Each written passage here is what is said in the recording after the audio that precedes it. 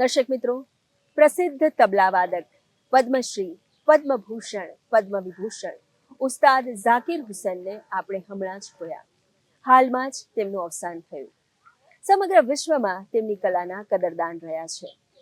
ત્યારે ગુજરાતની પ્રજાએ પણ તેમને વિશેષ ચાહ્યા છે.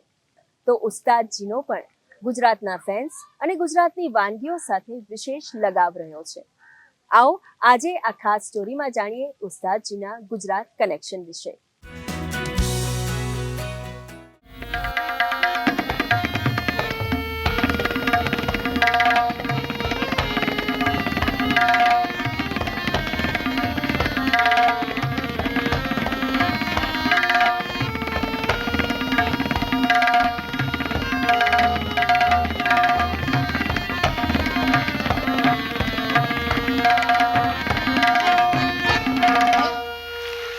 ઉસ્તાદજી, જેમનું તબલાવાદન સાંભળી પ્રેક્ષકો રસ તરબોળ થઈ સહજતાથી આ દાદ આપતા ઉસ્તાદ ઝાકિર હુસેન હવે આપણી વચ્ચે નથી. તેમના તબલામાંથી નીકળતો અવાજ દેશ વિદેશની સીમાઓ ઓળંગીને સૌના હૃદયને સ્પર્શી ગયો. ત્યારે ગુજરાતના પણ અનેક ચાહકોના મન ઉસ્તાદજીએ તબલા પર પોતાની જાદુઈ આંગળીઓ ફેરવીને જીતી લીધા છે. શિયાળાની કડકડતી ઠંડી હોય અને કાશીરામ હોલમાં ઝાકિરજી આવવાના હોય ત્યારે મેક્સિમમ ઓડિયન્સ ઝાકિરજીનું હોય. He was a charmer. તો આમ જાદુગર કહીએ તો એના માટે શબ્દો ઓછા પડે.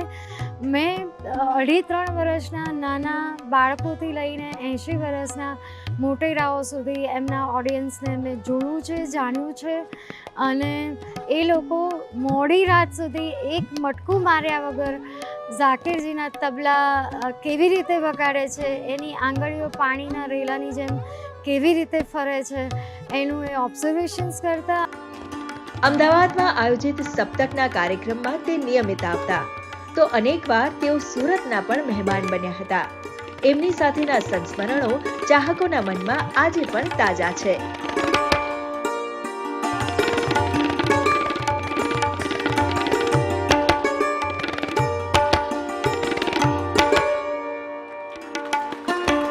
પહેલો કાર્યક્રમ અમે એનો સાંભળેલો નાદ સંસ્થાનો હતો સુરતમાં. જ્યારે એ શોમાં જવાના હતા સ્ટેજ પર, તો અમે લોકો ત્યાં એમને અસિસ્ટમેન્ટ માટે હતા કે એમને અસિસ્ટ કરવા કંઈ જોઈએ કરીએ. તો જેવો ઇન્સ્ટ્રુમેન્ટ અમે કાઢ્યા, ગ્રીન રૂમમાં બધું સેટ કર્યું, તો અમે 2 વોલેન્ટિયર્સ હતા. અમે કીધું, ઉસ્તાદજી અમે તમારા ઇન્સ્ટ્રુમેન્ટને સ્ટેજ પર લઈ જઈએ છે. તો એમણે કીધું, આ મારી સાધના છે અને એ હું જ ઉચકીશ, હું કોઈ પાસે ઉચકવા માટે કહેતો નથી. એટલે એમણે પોતાના ઇન્સ્ટ્રુમેન્ટ જેટલો સામાન હતો એમણે જાતે ઉચક્યો, કોઈને ઉચકવા બી નહીં દીધો.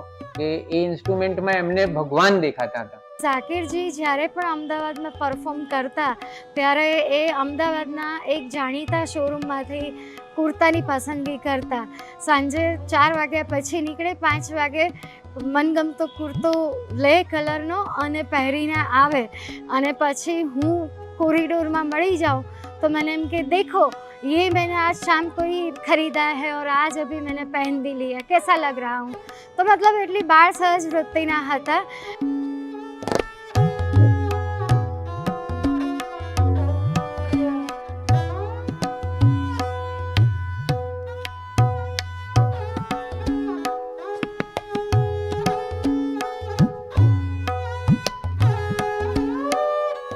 એકચ્યુઅલી એ 3 દિવસનો સમારોહ હતો આખો. તો એમને સુનિલભાઈ મોદી, અમારા જે વડીલ છે, મારા ગુરુ છે, તો એમણે કીધું કે આજ ઉસ્તાદ हमारे यहाँ भोजन रखिएगा. तो એમણે કીધું કે यहाँ का ઊંધિયા मुझे बहुत पसंद है. તો સાહેબે ઊંધિયાની બધી પ્રિપરેશન કરાવી લીધી ને રાત્રે ઊંધિયું ને એમની સાથે જમ્યા ને ખૂબ બધી વાતો કરી. And will enjoy with that was the fantastic memory with Ustadji. ને ઊંધિયાની એમને તારીફ પણ કરીને એમને બહુ જ ભાવતું હતું. તો એમણે ફક્ત ઊંધિયું જ ખાધું. 7 વર્ષની નાની ઉંમરથી તબલાવાદન કરતા આ તબલા માઇસ્ત્રો ઉસ્તાદ ઝાકિર હુસેને પિતા ઉસ્તાદ અલ્લાહ રખા ખાનના કલા વૈભવને દુનિયાભરમાં ઉજાગર કર્યો.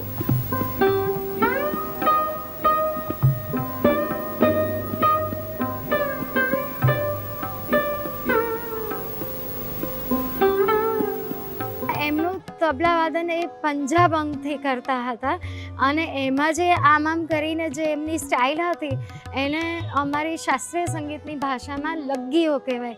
તો એ લગ્ગીઓ બહુ જ આકર્ષક લાગતી, એટલે લોકો જોઈ જ રહે કે આમ કરીને આ શું કરી રહ્યા છે. આપણે આમ કરીએ તો અવાજ ના આવે, પણ એમનો અવાજ આવતા. તો એમના પરફોર્મન્સ દરમિયાન ડમરૂના અવાજ કરતા, વીજળીના ચમકારાના કડાકા બોલતા હોય એનો અવાજ તબલામાંથી કાઢતા, હરણ દોડતું આવતું હોય તો હરણનો અવાજ તબલામાંથી કેવો નીકળે એ કરતા. ઉસ્તાદજી માટે સાકિબ લખનવીએ લખેલા શબ્દો આજે યાદ આવી રહ્યા છે. જમાના બડે શौक से सुन रहा था, हम ही सो गए दास्तां कहते कहते.